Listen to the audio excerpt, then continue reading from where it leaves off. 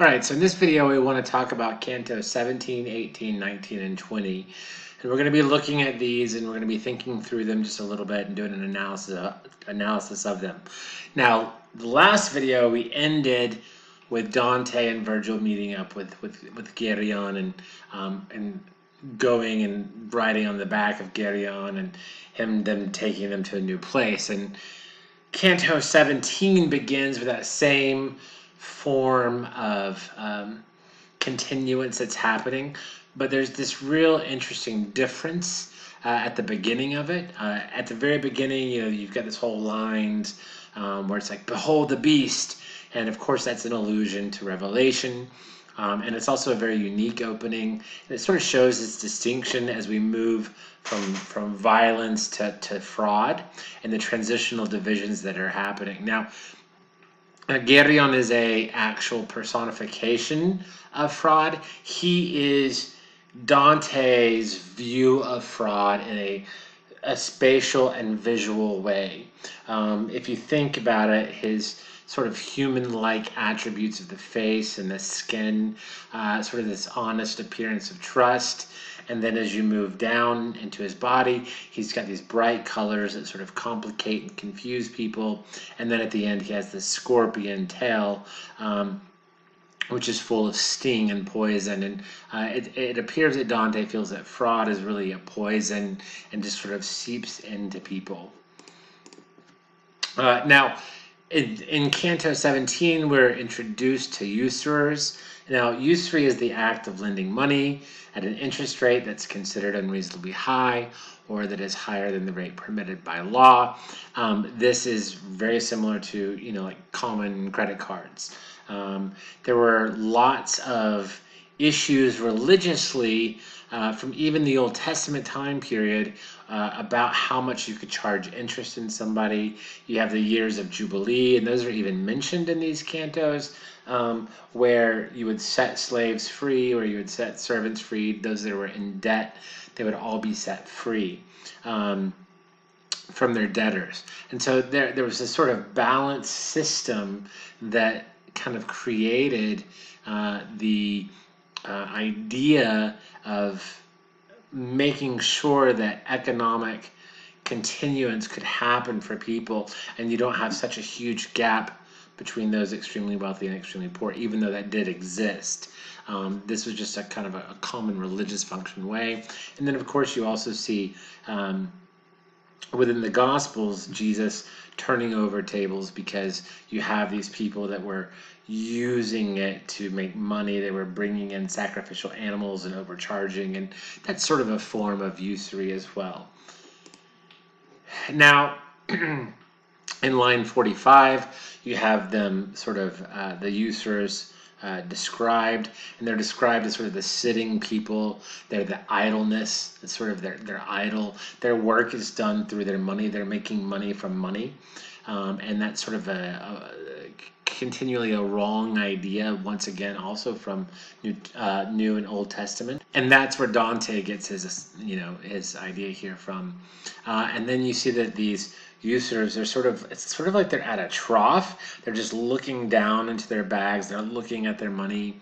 And these bags all have special colors, and they're sort of carried by the money lenders, and they're placed on the tables. And and then in 57, their eyes seem to feed their. I think a lot of Scrooge McDuck from DuckTales and other different sort of cartoons that kind of focus on greed, Scrooge and from Christmas Carol and the Dickens classic, and this idea of them not being able to look away, they're kind of swimming through the money. And here in the rest of this canto, Dante calls out several people that were from the Florentine society. Now in Canto 18, we're then sort of introduced to the idea of the Malbolge, and we're going to go through these 10 different ditches, which is bulges. Each of these 10 ditches contain a sort of different kind of fraud. Now, Malbolge is actually literally means evil pocket or evil sack. The sins here are going to be connected with a fraud, and these are sins that are sort of, for Dante, he feels that fraud is connected with misguided intellect. And what that means is that the human capacity for wisdom is perverted, it's turned upside down, it's ruined. Dante is also particularly concerned here with large social implications of this kind of sin, sort of the failure to achieve the community or the way these sins would destroy community. He was highly influenced by, Plato's Republic and other writings about the way society should look. There's in lines 7 through 9 here, it talks about the 10 different valleys. So it's sort of this imagined idea of containing 10 varieties of fraud, and they're sort of pictured as these concentric circles that are around this huge pit. Now the pit itself in lines 10 through 18 is sort of talked about in a sort of military castle language. It's talked about in this language, but it's rather odd because the castle seems to both be trying to keep people in and others out. And it's sort of this inverted fortress, which really makes sense if you think about it, because Satan is at war with both God out and the damned that are within. So it's kind of makes sense in the way that Dante explains it there. It's a really interesting little picture. And then at the end of Canto 18, Dante sort of connects to and calls out pimps, and the way that pimps would turn females into coin, changing them from their intended being. And so it's really interesting that the first sin of fraud is really connected with violence against God's creation, the sort of manipulation of what God created into trying to make it into something else. Then we move away from like the usurers, and we move in towards the seducers. And of course, Jason and the Argonauts, Jason and the Golden Fleece, this great example from mythology, is really the perfect example of a seducer.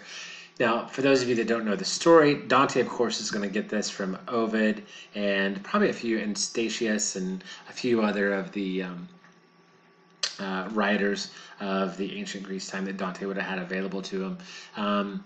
So the Jason story is real simplistic. Jason is needing to get this golden fleece. He needs help. He falls in love with this woman, Medea, and Medea, and whether or not he falls in love, that's up to question, and different people interpret that different ways. But she decides to help him, so she does help him. She's extremely powerful, and once he has the golden fleece, he sort of drops her and doesn't touch her with a 10-foot pole, and completely runs away with somebody else, marries them.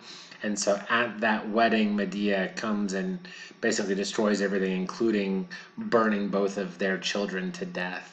And then she also dies as well, and blames it all on Jason. And there's an entire tragedy based on Medea as well. And so, and it's actually really, really well done, and I highly recommend going to watch it. In Canto 18 at the very end, we have the flatterers. These are people that flatter others. That makes plenty of sense. And they live in excrement. There's this description, and it's pretty vividly gross, and it seems that they sort of live inside the excrement of others. Their flattery is as worthless as the excrement they make. They are in what they produce. So it's a really great form of counter-suffering and contrapasso there. It really, really makes me laugh quite a bit every time that I read it. And Dante is pretty vivid with the way he constructs it, and gives it sort of this sense that it's all the way up on top of them. In other words, they are full of crap. So it's pretty well done. In Canto 19, we then move on to the Sin of Simony. Now, by 1300, the church had been campaigning for probably 200 years against the buying and selling of church offices, and the popes themselves got involved. Now, to see here the growth of Dante the Pilgrim, the writer Dante doesn't hesitate to put the Bolgia, in this Bolgia, the popes, the spiritual leaders of Christendom in his time. And so this is an extremely radical assessment which is extremely dangerous for him to have done. In fact, he's exiled because of it, and pretty surprisingly, is not actually killed. He's exiled because he was a guilt, but it's amazing they don't then take him and then kill him from there. So this really begins with Simon Magus, which means magician, where the word comes from. Dante begins with this sort of biblical character who's from the Acts of the Apostles. Simon asks Peter and John to sell him the tricks they are doing. And the belief is that after, and remember they refuse him, and it's a apocryphal post writing the story comes from, but the belief is that after Simon leaves Peter and John, he goes out and he learns black magic, and then he comes back and opposes Peter, and his magic versus Peter's teaching and healing. It ends in sort of a Western duel where Simon jumps off the gates of Rome and says to the people, "Now who should you follow?" And Peter prays to God, and then when he's done, Simon nosedives and right into the splat. And so throughout the Middle Ages, the idea of Simon being defeated becomes sort of this popular image to depict the consequences of simony. So the simoniacs are followers of Simon who buy and sell church offices. That is to say, more generally, they kind of take things of the spirit and they pervert them for their own material gain. Now, we could consider that being a contemporary connection to lobbying or political offices, because remember, the political is tied up with the spiritual at this time period. I don't know if I would go that far, because simony does actually really connect to the idea of the holy and the church, and the sort of general connection to religion. So that's really up to an interpretation there, and one that you will have to make as a reader. Now, as we see, these people have sort of nosedived into the ground, and you've got these little holes, and their legs are popping out. So Dante and Virgil explore, and they see these stone holes at the bottom of this ditch, and there are legs sticking out, and they're flapping around, and Simon Magus is just like him. They're eating dirt. There are people in them, they're upside down, and on the top of their feet are flames. And this is, of course, a very important image. First of all, it's important because the holes were very similar to medieval iconography for the idea of baptism. So they're sort of doing an inverted baptism. And then we'll get into the feet of flames here in just a second. There is a really great line where there is this flapping of the legs happening, and it's sort of the anxiety and the fear, as if this person is talking to them through the flapping of the legs to Dante. It's really humorous, and Dante in these cantos is actually quite frequently funny. So the flames, we need to remember the birthday of the church is Pentecost. And this is the descent of the Holy Spirit, which came in tongues of flame on the heads of the apostles. So, of course, the Pope is supposed to be, remember, the successor of the Apostle Peter. So here, simony makes everything upside down or fake. It is the fake equivalent of what the church actually intended to do. So here they're upside down with a flame that hurts, burning their feet. And they are perverting the gift of the Holy Spirit, according to Dante. So Dante is very concerned here with trying to bring to real life this dead church. He feels that the church is dying because of all these offices that have been given to people that don't deserve it.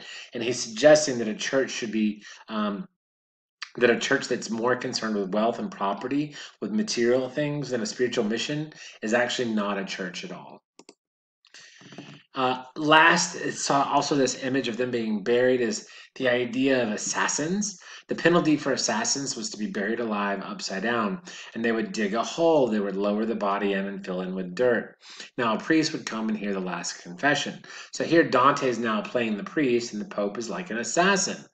And for Dante, he sees the Pope as assassinating the true church by using simony as a destructive force. Now, we talked to several different popes here, but the primary one is Pope Nicholas, who we talked to. But Nicholas then references Boniface, okay? So this pope speaks back to Dante and asks, "Is that you already, Boniface?" because Boniface is going to die in a few years after 1300. And so what we see is that Dante is actually creating like a sense of prophetic notion here where, oh, the guy that's down there knows that this one is, that this one is going to be the one who's coming next to succeed him. So this buried pope is really excited for the next pope to come along so he doesn't have to feel the flames anymore as he like just is like buried like right over top of him. And this pope is Nicholas III, who comes from a Roman family named Orsini, and this is why he mentions the she-bear. He was a pope that was about 20 years before the poem was set. Now, this once again is the punishment fitting the crime. Upside down pocketing is the greed. This is the greed reenacting that he did before. This is confession, once again, without sorrow or repentance. In fact, it kind of feels like he's bragging about what he did. So there's a succession of folks that are in the rock, and there's only one, and only one is flapping his legs at any given time, and the others are all pushed further and further and further in the rock, instead of being those who were on the rock, because remember, you have this idea of Jesus telling Peter, "On this rock, Peter, I will found my church." Now, for the Catholic Church, that means that they are the church because Peter supposedly founded the Catholic Church and the church in Rome. So that's a sort of cornerstone idea or biblical notion that they have, that the Catholic Church has. Is they are the successors. These guys are the successors of Simon Magus, and their church is built on the rock that he made, not the one Peter made. But here's sort of the altogether different response. The first time we sort of see Dante draw back and become extremely critical. He even becomes quite sarcastic and nasty to Nicholas.